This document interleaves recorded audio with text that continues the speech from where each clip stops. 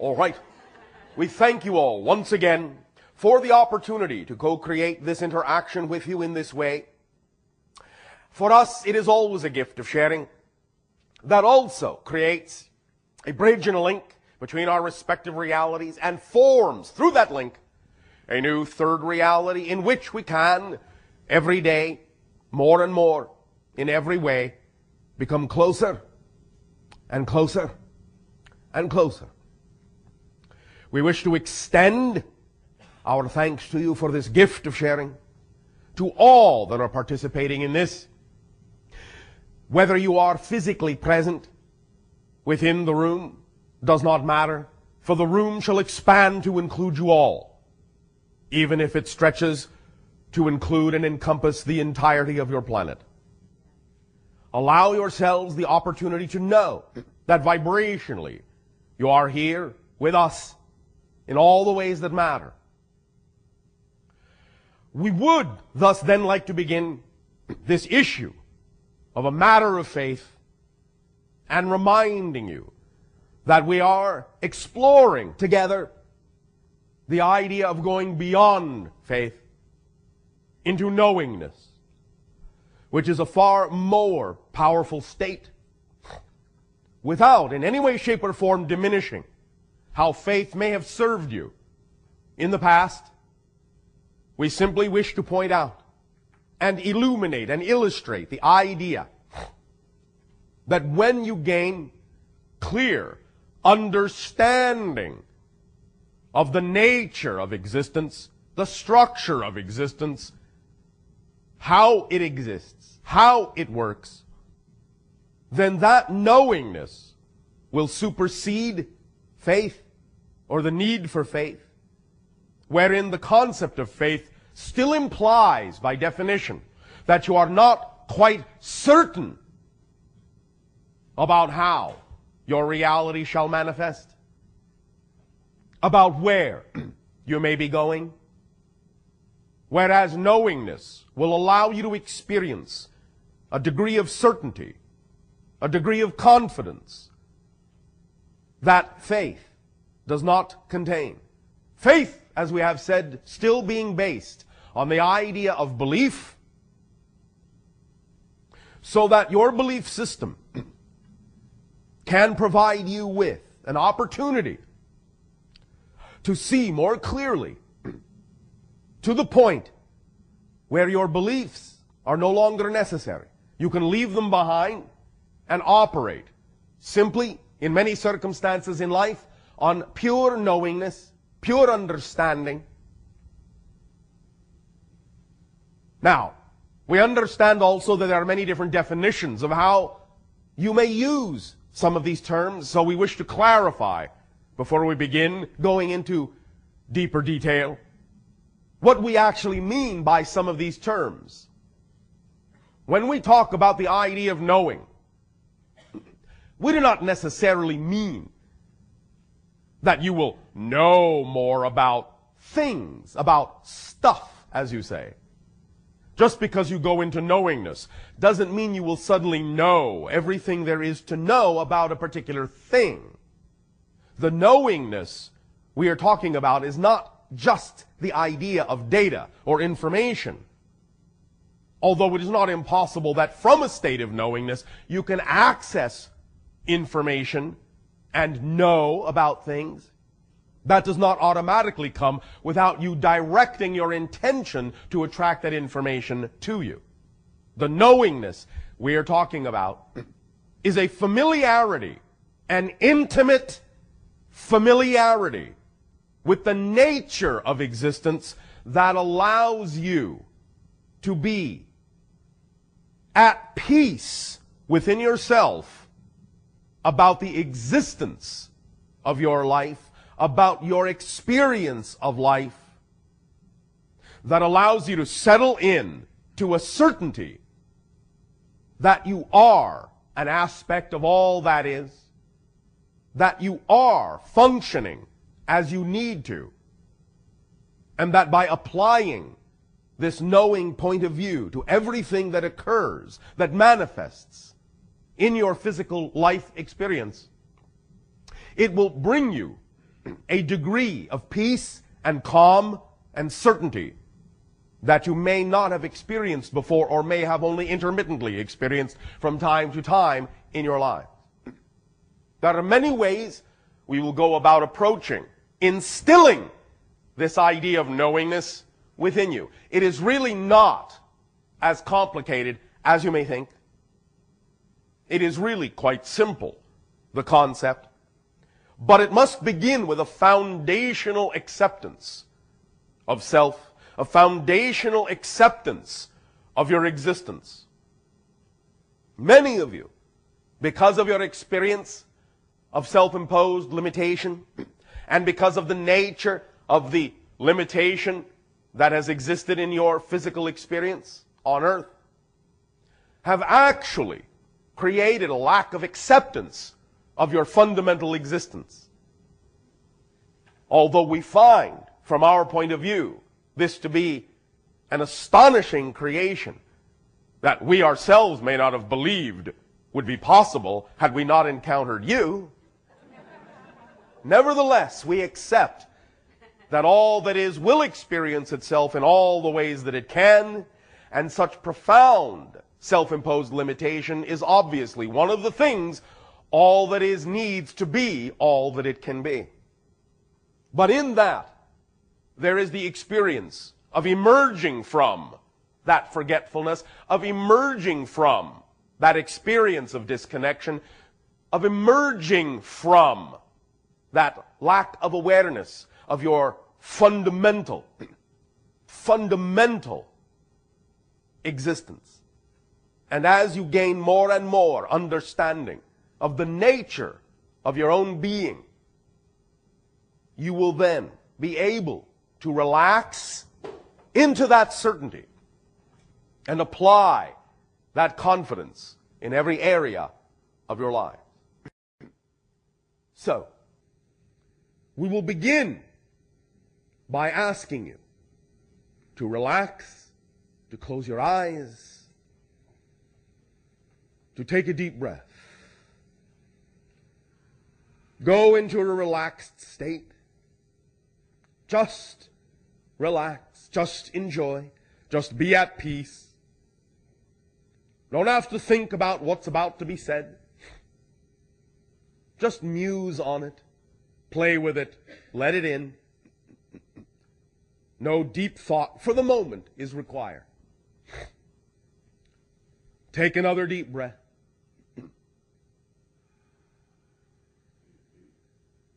And a third deep breath. Become calm, at ease, at peace. No worries, no struggles, no stress, no strife, no obstacles, no problems. These are things that are outside of the reality you are now in. These are the things that do not relate, that do not belong, that are not part of the definition of the reality vibration you are creating now, of the state of being you are manifesting now. This is a primary state, the state of your existence itself. Now, in this state, all you need to focus on is this. All you need to be aware of is this. You exist. That's it. You exist. Just focus on the fact, the absolute fact that you exist. That's all. Nothing more complicated than that. Just feel your existence and appreciate your existence. Feel how good it is to exist, to be alive, to be aware of anything at all. How astonishing it is that you are aware of yourself, that you have an existence, that you are a part of existence itself, that you are an aspect, a reflection of all that is. Just feel your existence. Sit with it. That's all. Not what your existence is about, not why you exist. Just that you do is all that is being asked of you now. Breathe it in. Nothing complicated. Do not think over much. Just be aware. I exist. I exist. I exist. I exist. I am existence. I am what is. I am that I am. I need no reason, for I am already here. I need no excuse, for I am already here. I need no rationale, for I am already here. Existence is my natural state. I cannot not exist. Existence only has one quality: to exist, to be. That which is not is something else, and that is its own quality, to not be. But I am that that is. Isness is my being. Isness is my birthright. Isness is my nature. I am. And because I am now, thus then within any creation, any manifestation of the experience called time, be it labeled past or future, I always am. I am in the past, I am in the future, I am in the present, and all is now. I am now, thus I am in all. All time, all space, because all time, all space is only within me. I am here because there is only here, and I fill it. I am now because there is only now, and I fill it. Because I am now, and I am here. And that is all there is.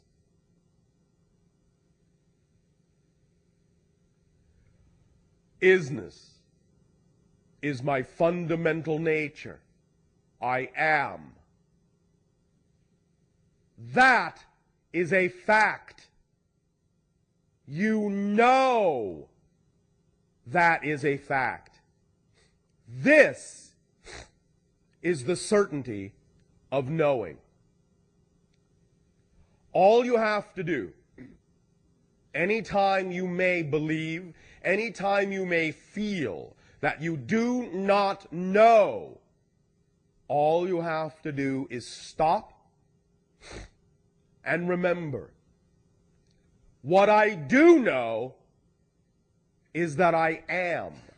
This is unquestionable. For if it were not so, there would be no me to realize it. There would be no me to ask the question. There would be no me to be in doubt. There would be no me to be confused. I exist. That is the degree of certainty knowingness provides. That is the state of being knowingness is. It is as simple and profound as the statement, I am. There is no questioning it. There is no doubt about it, even though you may choose to doubt it.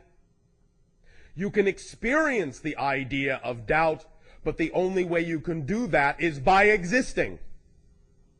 Therefore, the existence is not in question. Ever. Or there would be no question. Ever.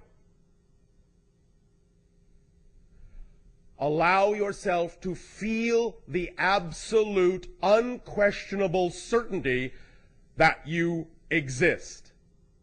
Say, I am. I am. There is absolute knowing in this statement. It is to this degree that all knowing must be experienced for it to have the same effect in manifesting in your life.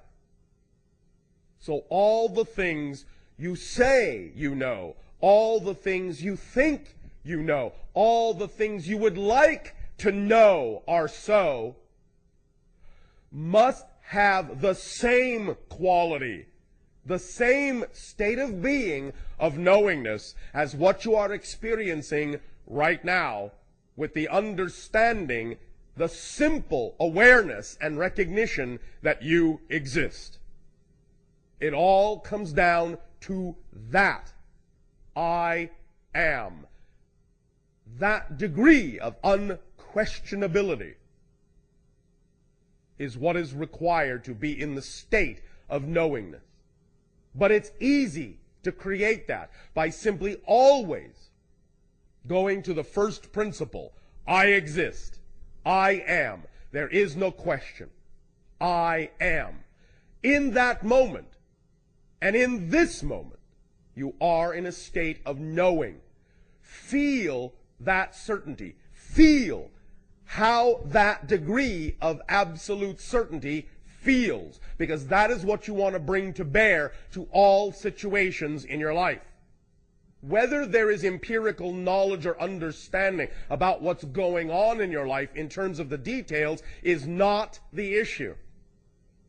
It is the degree of knowingness that your life is unfolding to your benefit as an expression of your true nature is all that is required for absolute knowingness, and for the quality of knowingness to begin to infuse itself into every single act and every single moment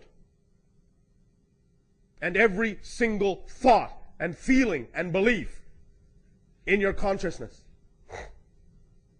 You want to bring knowingness to bear in all aspects of your life.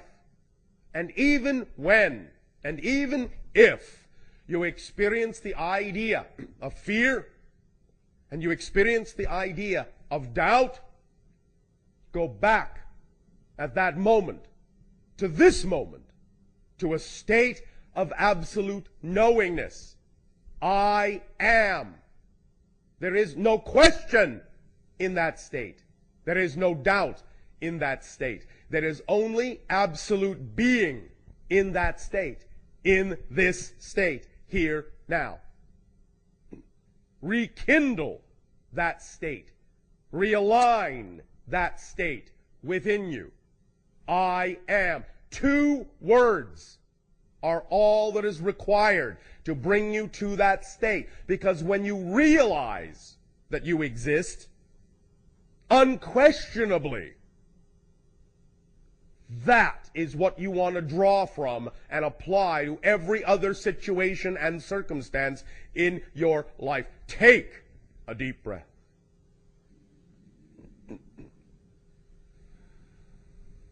And feel, I am. Take a deep breath. And feel, I am. It's obvious. Take a deep breath. And say, I am.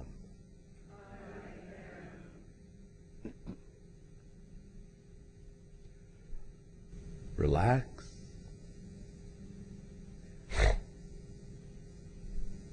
Open your eyes when you feel inclined to do so. Continue breathing in a relaxed way. Become more awake, more aware, but stay relaxed. and say again from this state, I am. I am.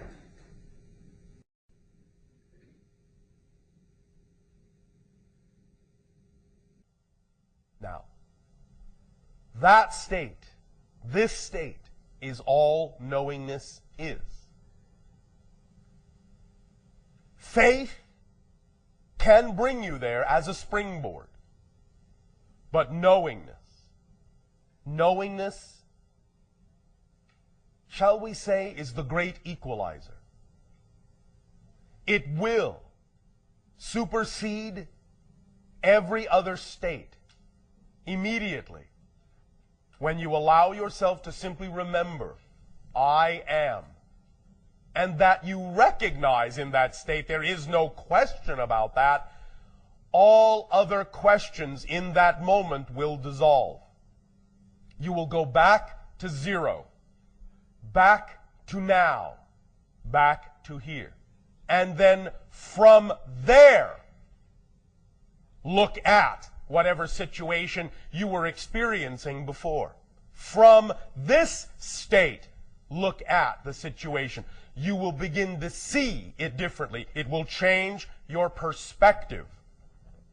And you will see the illusion you were in. States of knowingness allow you to perceive more clearly any state of illusion you may have been under. So anytime you feel fear, doubt, confused, stressed, struggling, striving, at odds, sad, remember, I am. And from that state, without question, look again at the circumstance from an attached, detached point of view. And understand the illusion that was there, that is no longer there. We will, during this encounter, demonstrate a few other ways to lock in the idea of this knowingness. For it is really easy to create, very simple to create. And there are many, many ways to arrive at this state, because all paths lead here. All paths lead here and now. Because there is no when else, there is nowhere else. You can come here quickly, you can come here slowly. We are talking about ideas now that will allow you to experience a quick transition to this state of knowingness, so that you can come from here when you observe anything else you have done. Come from the power of the illusion and look at the illusion of power you were under before. And see it for the illusion it was. Now, let's have 2 volunteers. You. Come up.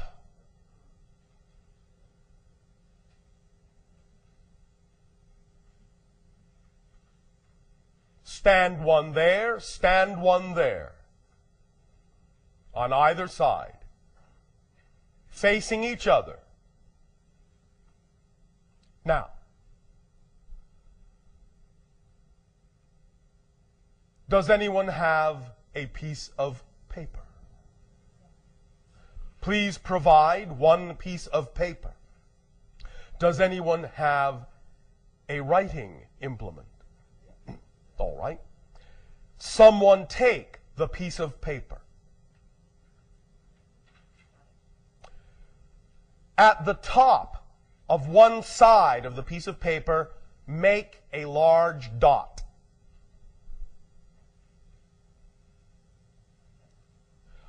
Do the same on the other side, at the same top. Make a large dot so that both dots are at the same top end. Have you done this? All right. Place the paper in the channel's hand with the dot facing up.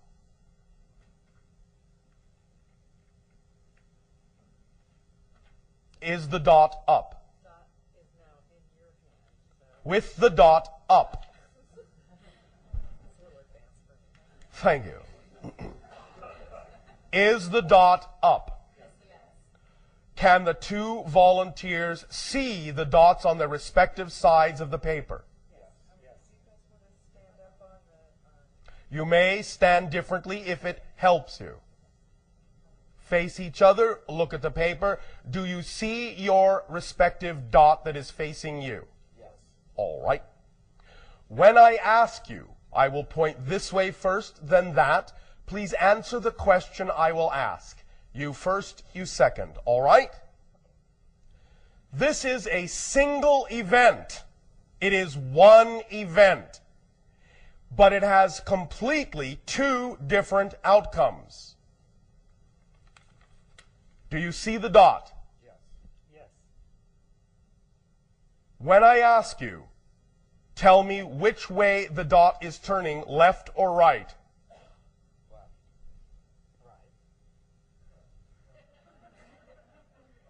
Once more, out loud. When I ask you, tell me left or right, which way is the dot turning? Left. Right.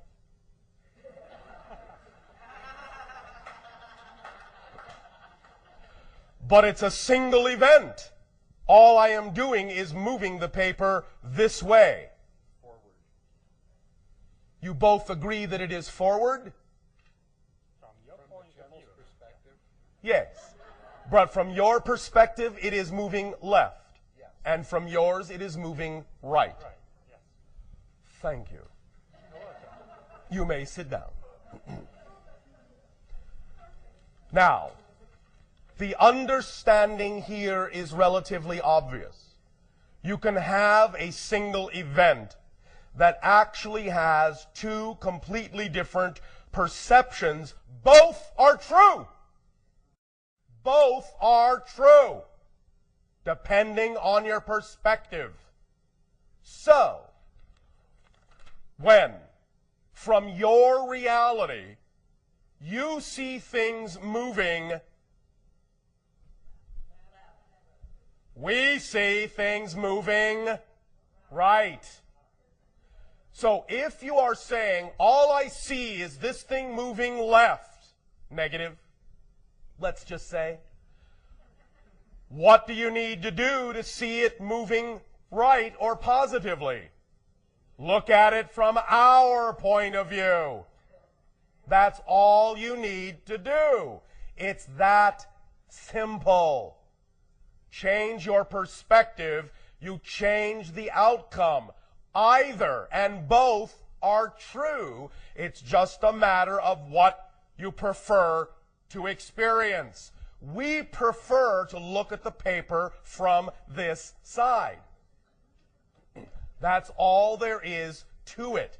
And as soon as you decide to look at the paper from the same point of view that we are sharing with you, you will see the same reality we do, even if the event hasn't changed.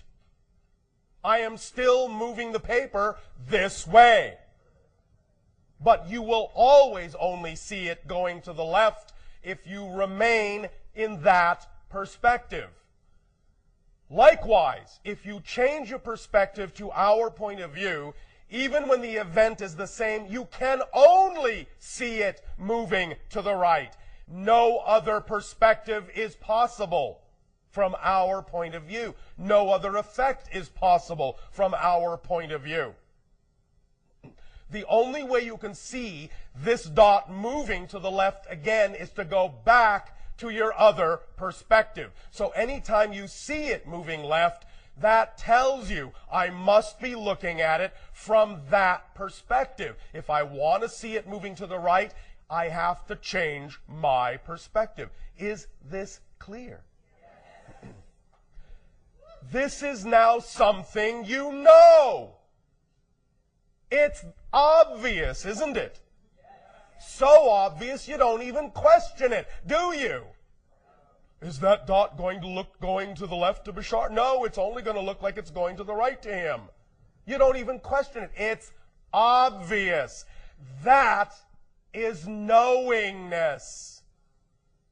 You understand the nature of this mechanism. It's clear to you.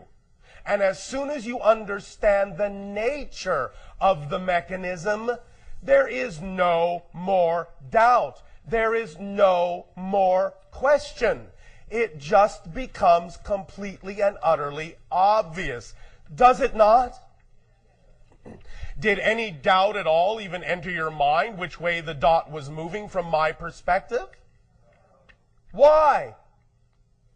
It was obvious which way it was moving from my perspective, wasn't it?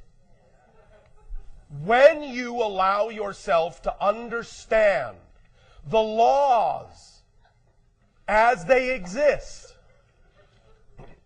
then the true mechanism as it exists with full understanding becomes obvious. There is no more question. There is no more doubt. You don't go, whoa, how is this supposed to happen? How is this supposed to work? It just becomes obvious to you. It becomes your nature. It becomes something you no longer question. It just becomes who you are. That is all it becomes.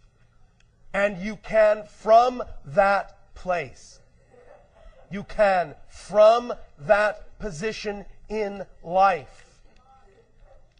What? Fly. Yes. You can fly wherever you wish to go, however you wish to go, because nature unfolds before you. Your nature unfolds before you in an obvious way. An obvious way.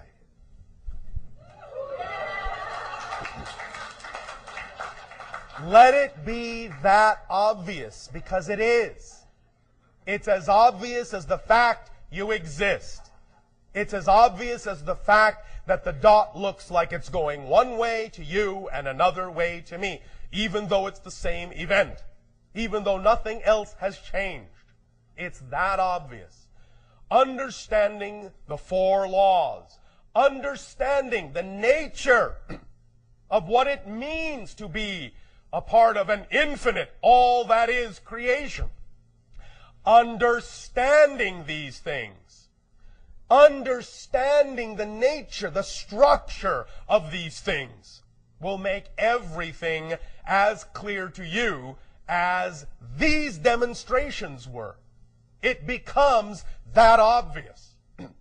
So that when, many times we have heard humans in these interactions going, but Bashar, how do you know that?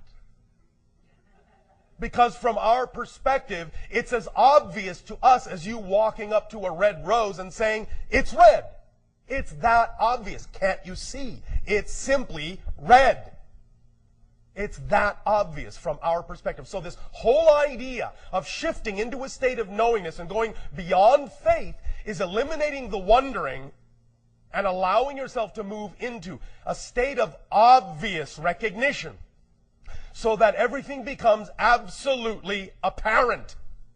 And you can speak from that knowing state with respect, with authority on your own life. That's the whole idea. I am no more an authority than anyone, but I speak from a place of self-authorization, from complete conviction, because, not because we have any special secret, but because we come from a state of being in which the universe, the nature of existence, is simply obvious to us. That's all. And that's all we are attempting to impart to you. is the obviousness of existence. Just as you know it is obvious you exist, just as you know it is obvious that the dot moves one way to you and another to me, even though the paper only moves one way, just that is that obvious to you, the nature of existence is that obvious to us. That transparent, that apparent, that plain, and can be to you if you come from that same state. This is what knowingness is,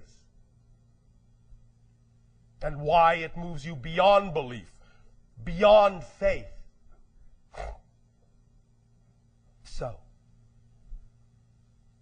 does that make sense? Are you beginning at this moment to feel that things can be a little more obvious? All right. That's a good beginning. So then, let us review the 4 laws from this point of view. We have already begun with the first. You exist. When you understand this fully, it becomes automatically apparent, again, that there is only now, that time is an illusion, although the experience of it is real when you create it in your consciousness.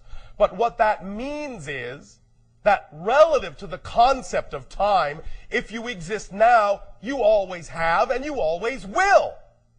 Because existence is the only quality you have in the now. And it's not that you did exist in the past or will exist in the future. You can say those things and experience it that way coming from within the illusion in your consciousness. But from the absolute state of knowingness, you would understand that you are the past. You are the future. That these things are in you. You are not in them. These are concepts within your consciousness. And that they exist here and now with you. Because you exist here and now. And that's all there is. So you are eternal. You are infinite. And please. Now, let us take a moment. Because again, this is something we have experienced from humans in our conversations over and over again. It seems that many of you do not really have a clear grasp on the dictionary definition of the word infinite. Or unconditional. Infinite means infinite. It means anything and everything that you can imagine must, by definition, exist somehow, somewhere, in some aspect of all that is. Anything and everything. Yes, we understand that various things may not be relevant to a local experience as you have created it. Nevertheless, it doesn't discount the fact that you are an aspect of an infinite existence. Infinite. Infinite. So if you exist now, which you obviously do, and if you are, in fact, an expression of an already existing infinite creation, you have, right here and right now, the ability to access that infinity in whatever way serves the idea you are creating yourself to be within the local experience. You have the ability to access anything that is relevant, everything that is relevant to the definition of your life as you have created it in your local experience of existence. But even though you may experience only what appears to be relevant for the theme of the life you have locally created, nevertheless, in that experience, you are still supported by the totality of infinity. In order to have a local experience such as you are having, you have to be supported by an infinite existence. If it wasn't infinite, if it was closed, if it was exclusive to some concept, you couldn't experience your local reality at all. The only way you can actually have a localized experience is if it's supported by an infinity that allows for any experience to be had that you can imagine, somewhere, somehow. And you still, even within your localized experience, have the ability with your imagination to draw upon those other infinite experiences to whatever degree serves your localized one. It's called imagination. It's the doorway, it's the gateway to all of infinity, to be interpreted through your consciousness in whatever way serves you. But the point is that you know that in order to be able to do that, in order to have an imagination that can conjure up things that don't exist in your reality, that aren't immediately experienced in your reality, it means you're tapping into an infinity that supports your ability to have a local experience and still provides you with a window on the rest of infinity. That's a powerful window, more powerful than you have imagined with your imagination. The paradox is that you can actually also curtail how you use your imagination to make it seem as if your imagination is more limited than it is. But the only reason you can do that is because you can imagine it to be so. That's the paradox. And again, let it be obvious, as we have said, you are unconditionally loved so much that you are actually then allowed to think you're not unconditionally loved. That's how loved you are. If you understand the power of that paradox, again, more of the nature of the structure of existence will become apparent to you, obvious to you. And you will awaken to the fact that the only reason you experience the limitations that you do is because you have decided to, for one reason or another. But when you come from a knowing state that you have done that, then it becomes obvious you can do something else. And being aware, just by itself, being aware of the fact that you can do something else is all that is necessary to give you permission to do something else. Because were it not so, existence would be conditional, and it's not. It's unconditional. So learn the definition of unconditional. It's not, yes, it's unconditional except for these conditions. You're the ones supplying the conditions, not existence.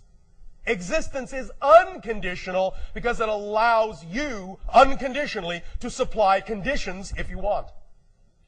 The only way that's possible is if existence itself is unconditional. Because if it wasn't unconditional, it might not allow you to impose conditions.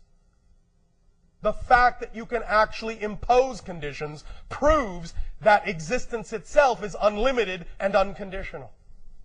Let it become obvious. That's the knowing state. Is this making sense to you?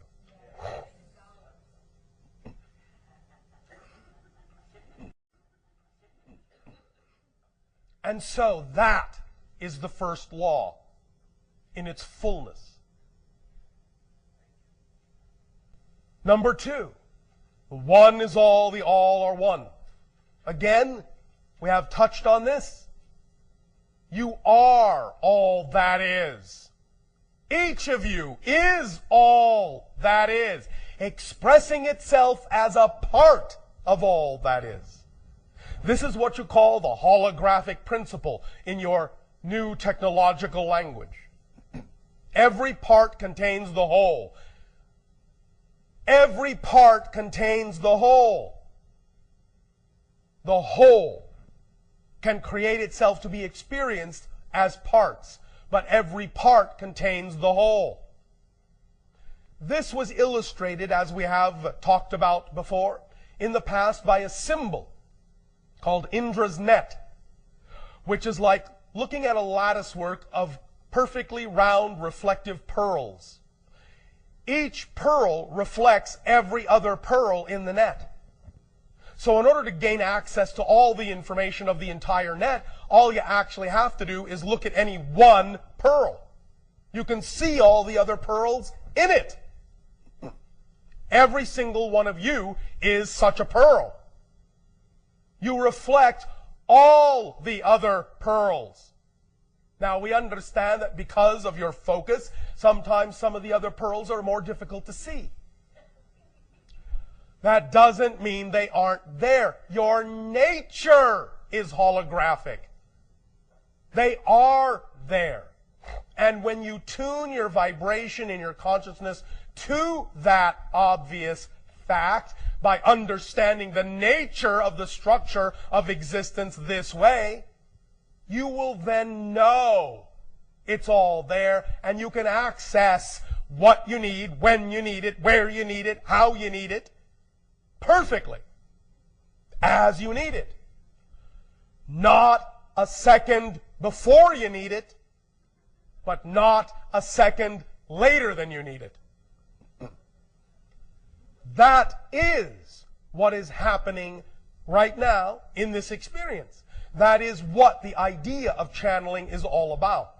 Is being in the now to the point where you simply plug into what you need when you need it and allow that to come through as you need it, in what form you need it. That's why we never plan to talk to you. We never know what we're going to say. We just say, let us talk.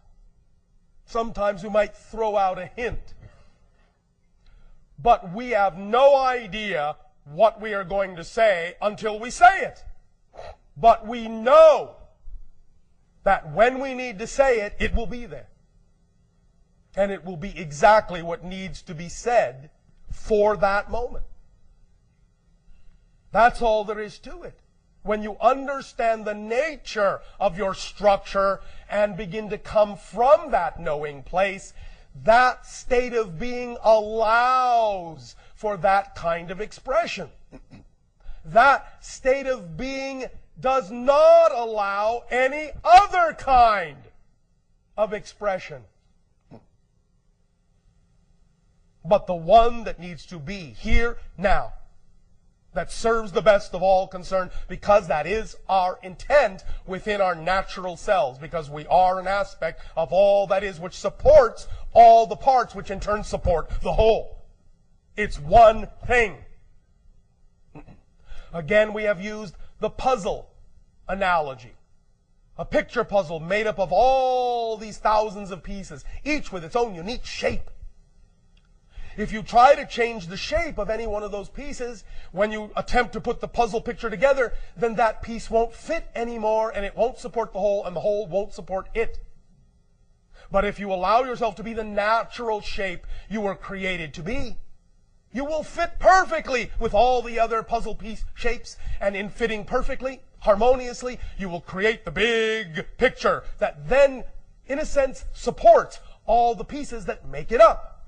And you have one harmonious experience. But if you think, I need to be this, I need to be that, and you are coming from the illusion instead of from a place of true knowing, then you do not fit, you do not harmonize, you conflict with yourself first of all, because you are trying to be something you're not. You're not being yourself, your natural self. You're not being your obvious self. That is all that we have ever said in all the things we have ever taught, in all the things we have ever spoken of, in all the things we have ever said or shared with you, all of them are nothing more than variations of you can be your natural, obvious self. We are just reminding you over and over who you are. And now we take this opportunity, this day of your time, to add this other level of knowingness so that you can, by understanding the obvious structure, the nature of things, understand your own nature and how obvious it is to be in a knowing state. I am. I'm in a knowing state. I am. I'm in a knowing state. Oh, I remember the dot. Obvious. Turns left for me, turns right for him, change my perspective, turns right for me too. Obvious. Knowing state. I exist. Law 1. Knowing state. Obvious. The one is all, the all are one. Obvious. Knowing state. Number 3. What you put out, what you get back. Law number 3. Obvious. Why? Because there is nothing else. There's nowhere for anything to go. There is no outside. There is only here and now. So if you create a vibration, who else is there but you to experience the result of that vibration? I understand you can create the illusion that you don't immediately experience the results, but that's just an illusion. It's just an experiential illusion. This is why, when you have heard people talk about the idea of near-death experience, going into spirit, communications from spirit, and they mention the idea of life review, where suddenly they experience the effect of everything they have done in life from the perspective of the people that were affected by their actions. They feel all the things those people felt, see all the things those people saw. All the people that were affected, all the beings that were affected by every action is then experienced in life review by the person that had the action, that did the action. Why? Not from punishment, but because there is no one else to experience those things. There is only you. The delay factor is only an illusion that makes it seem as if you're not those people. But you are those people. They are in each of you. So in life review, when the delay factor is removed, suddenly all the things you do, what you put out, is instantly there for you to experience from all the points of view that are now your point of view. Because you are one in that state. So it's your point of view.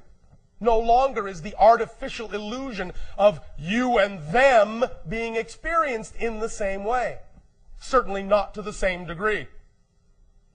I am not saying you cannot experience some sense of individual identity in spirit. That's not what I'm saying. I'm simply saying the factor, the main factor that makes physical reality experience, this concept of space-time, this concept of delay, this lag time, this dimension idea of things take time, things need space, you are not me, I am not you, that drops away. It's the first thing to drop away.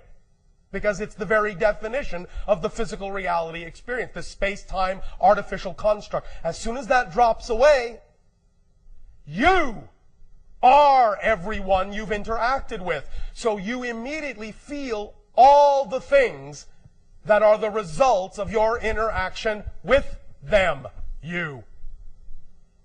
That's what life review is. So that you can understand the true consequences of the states of being you chose to be in. Not a punishment, not a judgment.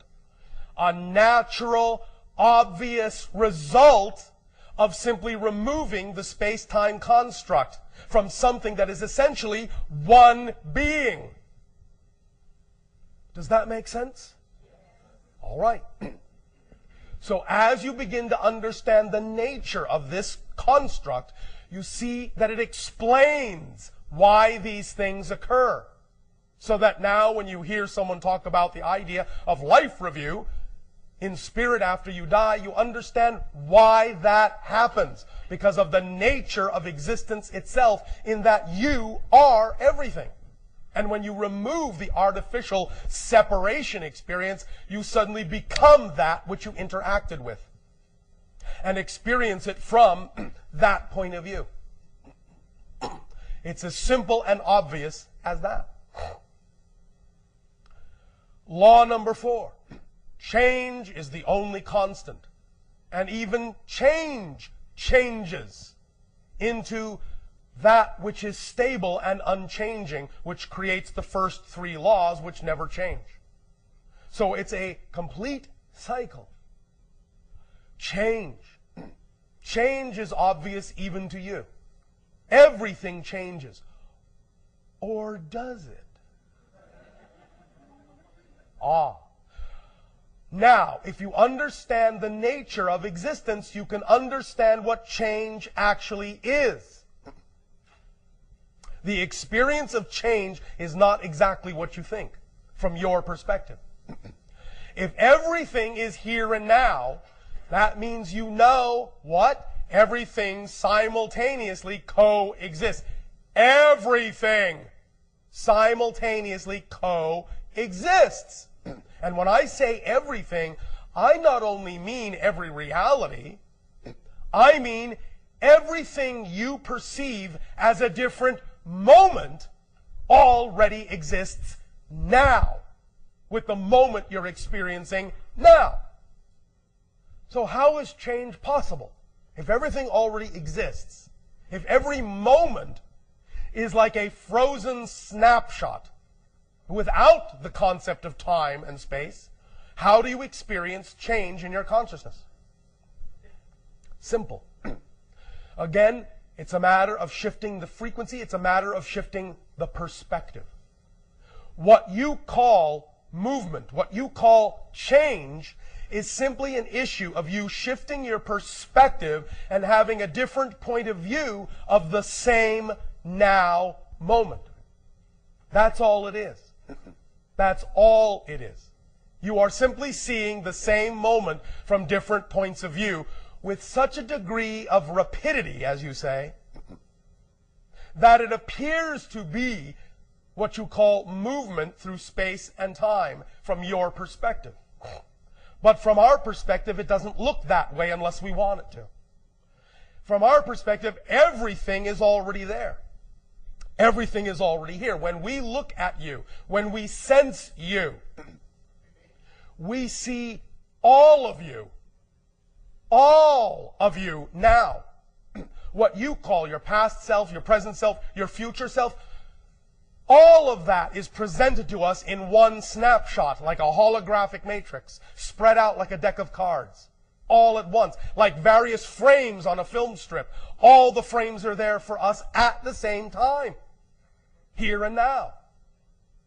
So when it appears like we are accessing, or anyone on your planet is accessing the future, the past, they're not. They're accessing different aspects of the now, because it's obvious in the same way it's obvious when you hold up a film strip and look at all the different frames. Oh, I can look at that frame. Oh, I can look at that frame. Because they're all here. It's the same idea. And it's also why we know. What? Know what you are capable of. Because you're capable of it now. Because it exists now. We know what you are capable of knowing. Because from our perspective, you already know it. It's just that in this frame, you don't know you know it. But we do. And what we are doing today is designed to help you look at that frame where you know it. Now, yes, we are familiar with the understanding of the philosophy that true wisdom comes from when you know you don't know. I understand that. But that's slightly different than what we are talking about here. Because even when you know, the more you don't know, you still allow yourself in the moment to know certain things. Even if it's only that you absolutely know that you don't know everything. Even that is a knowing. And it's that kind of knowing that we're talking about. The immediate, right here, right now, knowing of who you are, what you are, and how you can prefer to be. That is the knowingness we are discussing. The other knowingness is the knowingness of things that we were talking about at the beginning, that we know you don't always have to know. As sometimes people have asked us, Bashar, is there anything you don't know? Our answer is, I don't know. Because I am not being that being at this point. Of course there are things we don't know. But it doesn't matter, because in any given moment, what we need to know, we know. And we know we will know what we need to know in that moment. And whatever we don't know in that moment, we know we don't need to know. And that's the kind of knowing we are talking about. The difference between knowing that you know what you need to know and knowing that what you don't know, you don't need to know. Instead of worrying that you don't know something you need. That's the difference between the illusionary state you have created and the state of knowing. In the illusionary state, you can create the experience of worrying that you don't know something you need to know. From the state of knowing, you know that what you don't know, you don't need to know. That's what knowingness brings you. The certainty that there are things you don't need to know. That's the paradox of the state of knowing. But when you need to know them, if you do, you will. In that moment that you need to know them. But not before, but not later. That's the state of knowing. Relaxing with the idea that there are things you don't know and that's all right. And when you know you don't need to know them, you will then know that you know what you do need to know. And you will move forward with that knowledge. Knowing that if you need to know something else, you will know it when you need to. Know what I mean? All right. Take a deep breath and relax.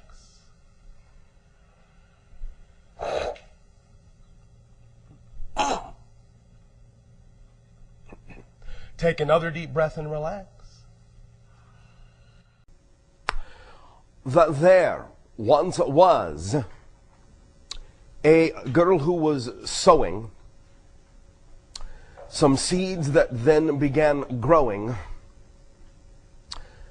on a nearby hill that gave her her fill of knowing that caused her great glowing. Knowingness. Did you write down the 5 things that you know? Is there anyone who would like to begin sharing? All right. What do you know for sure?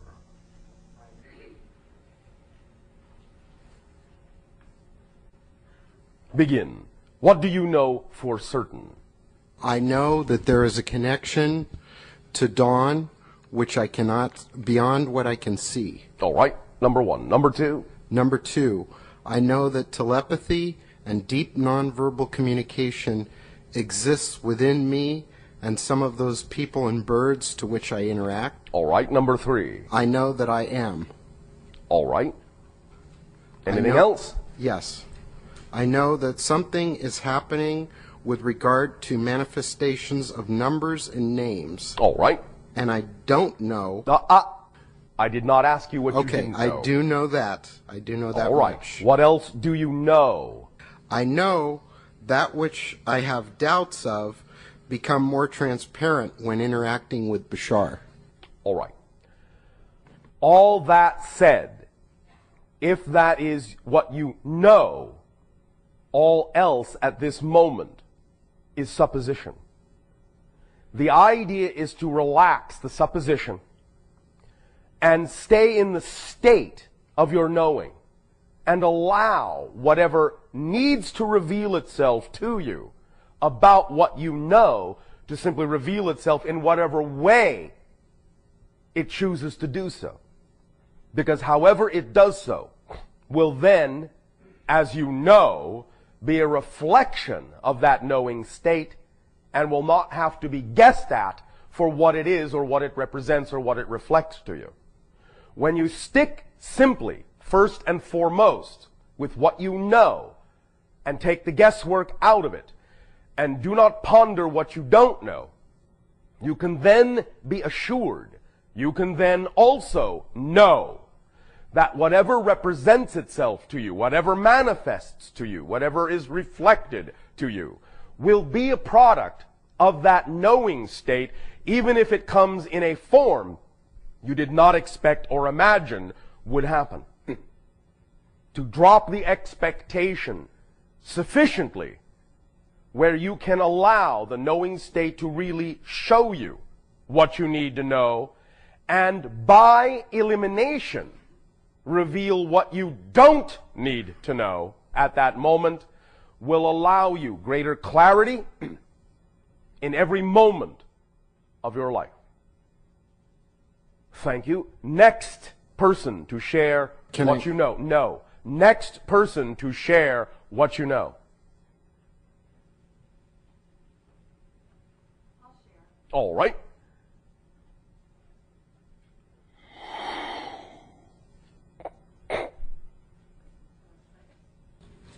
One second has passed. Okay. I know I am a talented writer. All right. I know I have created a wonderful organization. All right. I know I have people who love me in my life. All right. I know I am a loving person. All right. And I know that I impact many people. No. Remember what we said about impact. Can you remind me, please? Yes. You do impact everyone. This is true. But remember that the idea of what you do doesn't cause the impact. It only reveals it. Oh, right. Remember? Yes. All right. Thank you. You all already have all the impact you will ever have. What you do by following your joy does not create more impact. It reveals the impact you're already having. Then I can rephrase that to say I know that I have the realization Yes. that I am It is all right for you to say it the way you said it as long as you realize how it is meant. Yes. Structurally. Yes. Stay again in those states of knowing. All else that is not revealed in that state does not need to be known at this moment. Even if I'm getting the reflection back from people that I have impacted them, isn't that true? That's a revelation of your impact. Okay. It is not that the thing you did caused it. The thing you did revealed it. And they are simply reflecting the revelation. We are discussing the difference, which may at times seem to be a fine line, but isn't.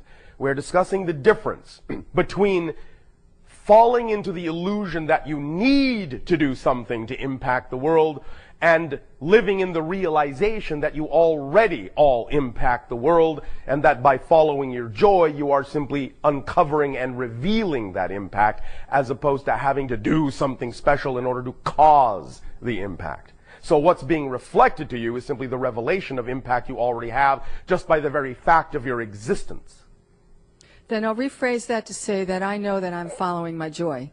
Thank you. Thank you, Bashar. Who else would like to share what they know for certain? Hi, Bashar. And to you, good day. After trying this experiment, something interesting came to me. Everything that I thought I knew or know, I could contradict. Very good. And So so what I just, do you actually know for certain? for certain that I don't know Jack. Who's that?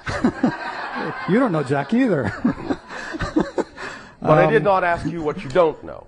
No, You do know at least the few things we discussed this day. And I said you could use them on your list if you wished to. You do know that you exist. maybe I'm getting too esoteric, and I probably Maybe am. you are. But, Do you know that you exist? Of course you do. It feels like I do. I think I am. You do. Because if you can think you do, you do. Otherwise, you wouldn't be able to think that you do. Correct? Do you not see the simple logic? Yeah, I mean, I do at one level for sure. There is no other level here. That's the point. And that's where you get too esoteric. You think there are more levels and there's more complexity than there is. There isn't. Do you exist? Yes or no? There is no other answer. And no is not possible as an answer. Then I'm getting way too esoteric. Yes. Yes, I So exist. that's another thing you know. Touche. Don't get all French with me. Oui. Okay. I. Would you like to simply take time to make a new list? Sure. Attempting it from a less esoteric place? I know I have feeling. All right. You see how simple that is? And I know I have an experience that I'm becoming more familiar with of this invisibility I spoke about yesterday. All right. You see, knowing statements are simple statements. They are not complicated. They are simple statements. So maybe what it is it's something where I know it for myself, but I can't prove it to anybody else. That is not a criteria. Right. And maybe that's what I was thinking. Because you What can I can't prove anything to anyone else anyway. Anyway, right. Okay. You can't even prove you exist to anyone else. I know. That's the discussion I had. But at that's lunch. not the question. I only asked you what you knew, not what you felt you had to prove. Yep. And that's Got it. very revealing. I got it. And now you know that about yourself. I got it. Thank you. Thank you.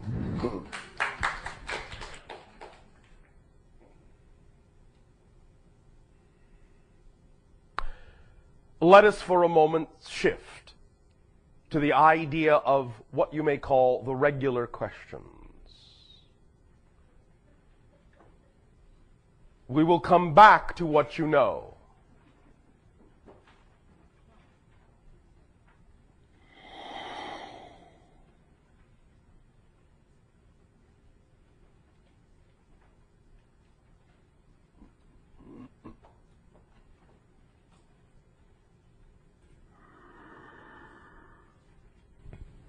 Hello, Bashar. And good day to you. Greetings. First thing I'm going to do is give you my list. I actually don't have 5 things on my list. All right. I only have 3 things. All right. I know that I exist. Yes. I know what I observe.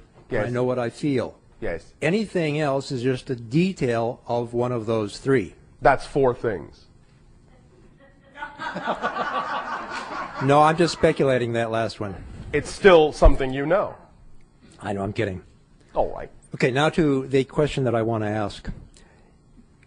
You've mentioned the subject of time this weekend several times. And I want to revisit the question that was asked last night about the concept of frequency and the fact that it is a function of time. Yes. And I want to get into some more technical detail about that. All right. Now, I've been aware for 30-some-odd years that our experience of physical reality is a sequential focusing of our attention on a sequence of different universes, if I'm understanding correctly. Very much in the way that... In a sense, yes. Yeah, in the way that motion picture film is a sequence of still frames. This is, of course, all still an analogy, but it will do as a representative one with regard to the third-dimensional space-time matrix. Yes. Okay, and I am speaking specifically of Yes. physical reality. Yes, I know. And within this context, it would mean that within the idea of an infinitude of different universes and different realities and different dimensions is the idea that when we experience movement, what we are actually experiencing is instantaneous shifts from one physical reality, from one dimension to another one that is very, very close in structure. Yes. And going through a whole series of these, just like a series of frames in a motion picture. Correct. Gives the illusion of motion. Yes. And that motion gives the illusion of time. Yes. Because we do it at a very deliberate pace For the most part, especially Yes. when we have a clock that is measuring this, that movement of the clock really establishes the standard of Yes. time. Yes. Okay, so I'm correct in my understanding that each of these frames of physical reality is essentially static. Yes. Okay, and this gets back to the change and no change idea that we were talking about earlier. Yes. Everything is changed, but there is no change. It's Correct. essentially- Okay, so each of these physical realities is static. Yes. And now let's bring in the idea of frequency. Yes. Frequency is vibrations per unit of time. Yes. But time is the illusion of motion, which is a shifting from one dimension to the next. And I'm wondering exactly how frequency relates to that shifting from one dimension. The to the frequency that you create in your consciousness when you create the illusion of time is what determines exactly which frames fall into the slot that give you your sense of continuity. Does that make sense? next. I didn't totally get it. All right. The ideas that you create in your consciousness, the illusion of time, by creating the concept of frequency. Yeah. In doing so, once you have created that, it then determines which of the static sequence of parallel realities you actually experience as your continuity of motion. Because let's just say, again, even though I understand there may be shortcomings in third-dimensional language to express this, let's say you choose to operate on a certain frequency within your consciousness. Okay. By establishing that frequency, by setting up that illusion of time and frequency, you might choose every third frame, or every second frame, or every fifth frame as your expression of change in space. Okay. So the frequency at which you operate determines exactly how you experience the idea of the continuity of motion.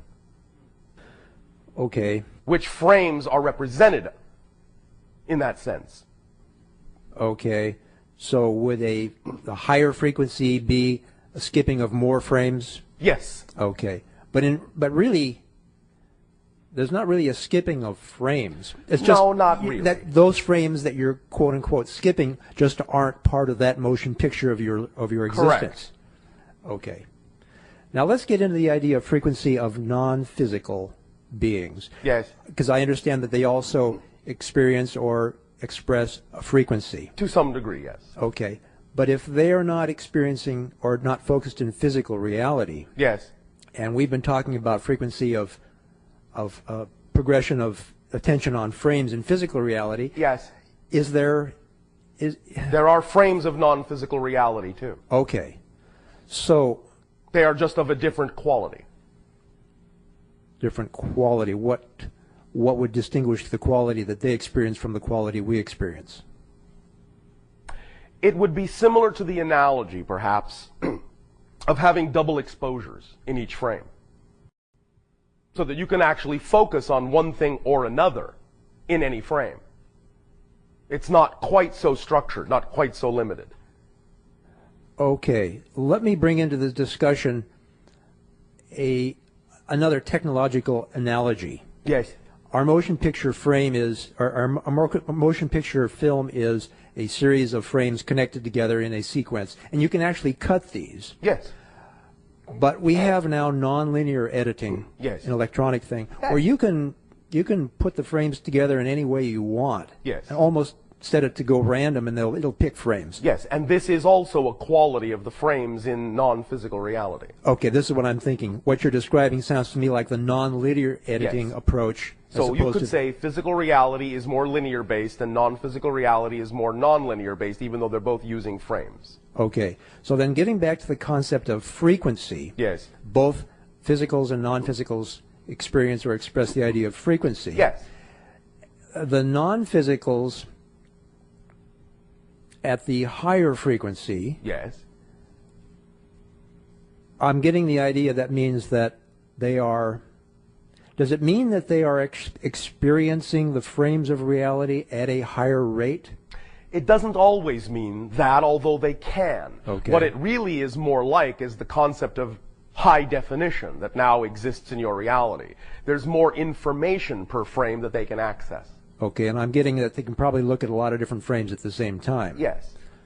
Okay. Which because- constitutes the idea of double exposed frames or multiply exposed frames. Yeah. From their point of view. Okay. I was thinking more like a bank of television sets, but I see how Any analogy will work. Okay, yes. I gotcha. Even then, it still implies that there's some kind of the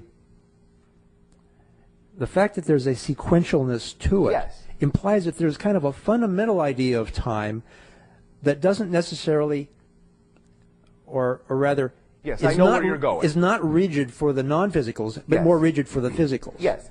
Remember that. anything aside from the one must experience some degree of what you're talking about, or it wouldn't be represented as different from the one. Thank you. That totally clarifies that whole thing. It's just a matter of degree. Yeah. Okay. And in physical reality, at least in our physical reality at this point in time, Yes. our time is highly structured Yes. and very standardized, except for people who are wafting out of it Yes. and back into it and that kind of thing. That's what the idea of the increase of your frequency is all about, is you're starting to exist in that quasi-planar reality that is shifting dimensionalities and gives you more access to more information per frame. Okay. Now, relating this to your experience in your reality, Yes. I understand that you move around. You may walk from your control chair to the doorway of your spacecraft. So you are experiencing time also. To some degree, yes. Although we have more facility with allowing it to be more flexible. Yes. I understand, but if you're actually walking from your chair to the door, Yes. that is an experience of time. Yes. And although in the next instant you may be down on the surface of your planet, Yes. and then back up Yes. 2 instants later, Yes.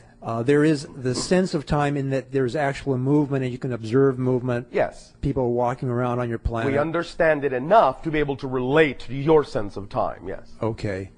And it is a realm that we ourselves have, at least to some degree, also come up through. We were, in that sense, more structured in the beginning of our evolution than we are now. Mm-hmm. Were you ever as structured or at least standardized in your experience of time as we are? No. Okay. We were created to be less standardized to begin with. Gotcha. Okay. I believe that answers my question in its entirety. Thank you. Thank you.